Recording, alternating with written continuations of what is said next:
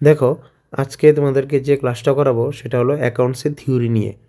Basically আমাদের pre বোর্ডের যে কোশ্চেন হবে অ্যাকাউন্টেন্সির, ম্যাক্সিমাম কিন্তু অঙ্কের পার্টই থাকবে, কিন্তু তার মধ্যেও থিওরি থাকবে। কিন্তু কোন কোন পার্টগুলির থেকে থিওরি থাকবে এগুলি নিয়ে আজকে আলোচনা করব। তো ফার্স্টে দেখো কি আছে, নগদ প্রবাহ বিবরণী।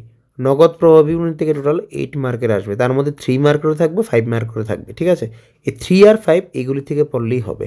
নগদ প্রবাহ বিবরণী বলতে কি বুঝো, এটা নগদ প্রবাহ হবে। নগদ প্রবাহ বিবরণী বলতে কি বুঝো, নগদ প্রবাহ বিবরণীর উদ্দেশ্যগুলি কি কি। দেন সেকেন্ড নাম্বার কি আছে, নগদ প্রবাহ বিবরণীর প্রস্তুত করার সময় নির্দেশিত বিভিন্ন কার্যাবলীগুলি হিসাব সংক্রান্ত মান অনুযায়ী বর্ণনা করো। ঠিক আছে, এটা একটা আছে।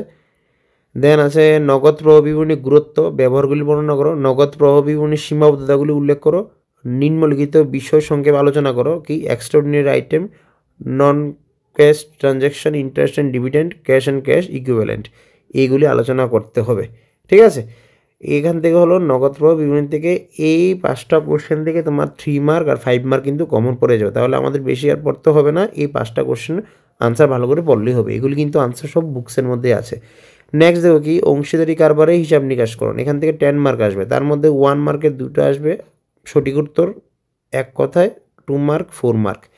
বেসিক্যালি এই কয়েকটা পড়লেই হবে, কারণ এখান থেকে অঙ্কের চান্স বেশি। 4 মার্কের অঙ্ক থাকবে, 2 মার্ক আর 1 মার্ক করে যেগুলি এগুলি থিওরি থাকবে। তো এখানে কয়েকটা আমি ডিসাইড করেছি। দেখো প্রথমে কি আছে, অংশীদারি কারবারের সংজ্ঞা দাও, অংশীদারি কারবারের বৈশিষ্ট্য এগুলি পড়বে। সীমিতদায়ী অংশীদার বলতে কী বুঝো, সীমিতদায়ী অংশীদারি কারবারের বৈশিষ্ট্যগুলি আলোচনা করো। অংশীদারি চুক্তিনামা বলতে কী বুঝো, অংশীদারি চুক্তিনামা উল্লেখ আছে এমন দুটি মূল বস্তুর নাম লিখো কয়েকটি। নেক্সট কি আছে, স্থির মূলধন পদ্ধতি, পরিবর্তনশীল মূলধনের মধ্যে পার্থক্য। নেক্সট কি আছে, লাভ এবং ক্ষতি বন্টন হিসাব বলতে কি বুঝো, লাভ ক্ষতির হিসাবের একটি ছক প্রস্তুত করো। আর 2 মার্ক, 2 মার্কের মধ্যে আছে অংশীদারি কারবারের সংজ্ঞা লিখো। অংশীদারি চুক্তিনামা বলতে কি বুঝো, চুক্তিনামা উল্লেখ থাকে এরকম দুটি বিষয়ের নাম উল্লেখ করো। একজন অংশীদারকে মুনাফা প্রদানের নিশ্চয়তা বলতে কি বুঝো। বাস, এই কয়েকটা কোশ্চেন পড়লে কিন্তু 2 মার্কের কমন পড়ে যাবে। আর এখান থেকে যতগুলি ছিল এগুলি 4 মার্কের। বেসিক্যালি 4 মার্ক আসবে না, এখানে ম্যাথই ইম্পর্ট্যান্ট। তারপরও আমি 4 মার্কেরগুলি বলেছি এখান থেকে আসার সম্ভাবনা, আর 2 মার্কেরগুলি এখান থেকে আসবে। ওকে, নেক্সট কি আছে, অংশীদারি গ্রহণ। অংশীদারি গ্রহণ থেকে 10 মার্ক আসবে, তার মধ্যে 4 মার্ক এটা অঙ্কেই থাকবে, 3 মার্কেও অঙ্ক থাকবে, 1 মার্ক একটা, 1 মার্ক 2 করে এগুলির থেকে যদি থাকে। পূর্ণ মূল্যায়ন হিসাবের সংজ্ঞা দাও। নতুন অংশীদার গ্রহণের সময় পুঞ্জীভূত লাভ বা ক্ষতি কীভাবে অংশীদারের মধ্যে বন্টন করা হয়। ত্যাগানুপাত কি, সুনামের সংজ্ঞা দাও। নতুন মুনাফা বন্টন কি। এই 5টা কোশ্চেন থেকে কিন্তু পড়বে অংশীদারি গ্রহণ। নেক্সট কি আছে, অংশীদারি বিলুপ, প্রতিষ্ঠানের বিলুপ সাধন। এখান থেকেও কিন্তু প্র্যাকটিক্যাল আসার সম্ভাবনা বেশি অঙ্কের পার্টটা। তার মধ্যে থিওরি কোনগুলি পড়তে হবে দেখো। ফার্মে বিলুপ সাধন বলতে কী বুঝো, আদায়করণ হিসাব প্রস্তুত করা হয় কেন। ফার্মে বিলুপ সাধনের সময় তুমি ফার্মে পুঞ্জীভূত লাভ বা ক্ষতির ব্যবস্থা কী করবে। অনতিরিক্ত সম্পত্তি, অনতিরিক্ত দায়, অংশীদারি প্রতিষ্ঠানে বিলুপ সাধনের সময় মূলধনে কোন সময় দেওয়া হয়। তার সাথে এই 6টা কোশ্চেনের সাথে আমি যে আগে তোমাদের যারা পেইড স্টুডেন্ট আছো, পেইড স্টুডেন্ট যারা আছো তাদেরকে যে দিয়েছিলাম এখান থেকেও কিন্তু পড়ে যাবে।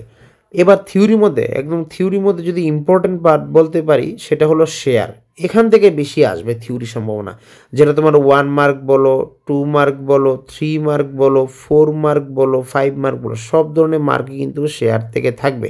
কি বলেছি, সব ধরনের মার্ক কিন্তু শেয়ার থেকে থাকবে। তো প্রথমে 5 মার্কেরগুলি দেখো। 5 মার্কেরগুলি কী কী আছে, 5 মার্কেরগুলি প্রথমে বলছি। 5 মার্কের কী কী আছে, ফার্স্টে কোম্পানির সংজ্ঞা লিখো, সংক্ষেপে কোম্পানির বৈশিষ্ট্যগুলি বর্ণনা করো। দেন কি আছে, শেয়ার মূলধন কি, শেয়ার মূলধনের শ্রেণীবিভাগগুলি, কোম্পানির শ্রেণীবিভাগগুলি বর্ণনা করো। নাম্বার 4, শেয়ার অতিরিক্ত আবেদন গ্রহণ বলতে কি বুঝো, অতিরিক্ত আবেদন গ্রহণ বাবদ গৃহীত অর্থ রাশির জন্য কীরূপ হিসাব নিকাশকরণ ব্যবস্থা গ্রহণ করা হয়। লাস্ট কোশ্চেন কি আছে, উদিয়ারের শেয়ার বিলি বলতে কি বুঝো, উদিয়ারের শেয়ার বিলি অর্থ কী কী উদ্দেশ্যে ব্যবহার করা যেতে পারে। এদিক থেকে কিন্তু চান্সেস আছে, আছেই মানে আছে, আসবেই, এখান থেকে চান্সেস বেশি। দেন দেখো কি আছে, শেয়ার বাজেয়াপ্তকরণ বলতে কি বুঝো, শেয়ার কখন বাজেয়াপ্ত করা যায়। নিম্নলিখিত পদগুলি সম্বন্ধে বর্ণনা দেয়। একটা হলো বকেয়া তলবি অর্থ, একটা হলো অগ্রিম প্রাপ্ত তলবি অর্থ। দেন কি আছে, 2, 3, 4 মার্ক বলেছে। এরপরে থাকবে কিন্তু 2, 3, 4 মার্কে। 4 মার্কে কিন্তু একটা ম্যাথস থাকবেই থাকবে 4 মার্কের। তারপর দেখো কি আছে, 2, 3, 4 মার্কের মধ্যে কী কী থাকতে পারে দেখো। ফার্স্ট কোশ্চেন, কোম্পানি বলতে কী বুঝো, শেয়ার মূলধন কি, অনুমোদিত মূলধন বলতে কী বুঝো, বিলিযোগ্য মূলধন বলতে কী বুঝো, তলবিকৃত মূলধন বলতে কী বুঝো, আদায়কৃত মূলধন বলতে কী বুঝো। কাদের শেয়ার হোল্ডার বলা হয়, শেয়ার বিলীকরণ কি, প্রেফারেন্স শেয়ার বলতে কী বুঝো, সাধারণ শেয়ার বলতে কী বুঝো, শেয়ার অতিরিক্তকরণ আবেদনকরণ বলো, শেয়ারে কম আবেদনকরণের সংখ্যা দাও। এইগুলি ছিল সব 2 মার্ক আর 3 মার্কের মধ্যে। যদিও অঙ্ক আসার চান্সেস থাকবে, তার মধ্যেও 2 আর 3 মার্কেরগুলি পড়তে হবে। আর এখানে দেখো 4 মার্কেরগুলি, এইগুলি হলো 4 মার্কের। কী কী? সিকিউরিটিজ প্রিমিয়াম কোন কোন উদ্দেশ্যে ব্যবহার করা যেতে পারে, সর্বজনীন কোম্পানি, ঘরোয়া কোম্পানির মধ্যে পার্থক্য, সাধারণ শেয়ার অগ্রাধিকার শেয়ার মধ্যে পার্থক্য, অনুমোদিত মূলধন কাকে বলে, বিলিযোগ্য বিকৃত মূলধন বলতে কী বুঝো, এবং বিবরণপত্র কি, কোম্পানি শব্দটির অর্থ কী। এখান থেকে থাকবে 4 মার্ক। তারপর দেখো কি আছে, আর্থিক বিবরণীর সম বিশ্লেষণ। এখান থেকে কিন্তু চান্সেস আছে এখানে আসার 4 মার্কেট বা যেটাই দেখ, এই থিওরিগুলি পড়লেই হবে কি, আর্থিক বিবরণী বিশ্লেষণের গুরুত্ব ব্যাখ্যা করো, আর্থিক বিবরণী বিশ্লেষণের কৌশলগুলি বর্ণনা করো, আর্থিক বিশ্লেষণের সীমাবদ্ধতাগুলি বর্ণনা করো, তুলনামূলক বিবরণী বা সাধারণ আকৃতির বিবরণীর পার্থক্য। নেক্সট কি আছে, তুলনামূলক বিবরণী গুরুত্বপূর্ণ কি, একটা তুলনামূলক আয় বিবরণীর সাহায্যে তোমার মতামত বিবৃতি করো। এই 5টা কোশ্চেন যদি পড়ো তাহলে এখান থেকে আর্থিক বিবরণীর সম্ভাবনা চান্সেস। দেন কি আছে, কোম্পানি আর্থিক বিবরণী। কী কী আর্থিক বিবরণী বৈশিষ্ট্যগুলি লিখো, আর্থিক বিবরণী উদ্দেশ্য আলোচনা করো, আর্থিক বিবরণী তাৎপর্যগুলি ব্যাখ্যা করো, আর আর্থিক বিবরণীর সীমাবদ্ধতাগুলি সম্ভব বর্ণনা করো। এখান থেকে কিন্তু কোম্পানি বিবরণী থেকে 2 মার্কের থাকবে, আর এখান থেকে 4 মার্কেরগুলি থাকবে। ওকে, লাস্ট এই 2টা কোশ্চেন বললে চলতি ও চলতি দায়ের মধ্যে পার্থক্য নির্ণয় করো, আর হচ্ছে স্থায়ী ও চলতি সম্পত্তির মধ্যে পার্থক্য দেখাও।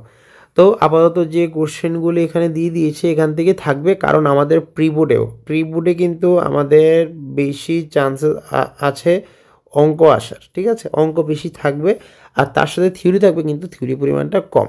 আর আমি যদি পারি তাহলে নেক্সট ভিডিওতে অবশ্যই শর্ট কোশ্চেনের পার্টটা দিয়ে দেবো। তো এই থিওরিগুলি ভালো করে পড়বে, একদম পরীক্ষাটা যাতে বেস্ট হয় সেই প্রিপারেশন নিয়ে আসবে, যেহেতু সাবজেক্টটা হলো অ্যাকাউন্টেন্সি। ওকে।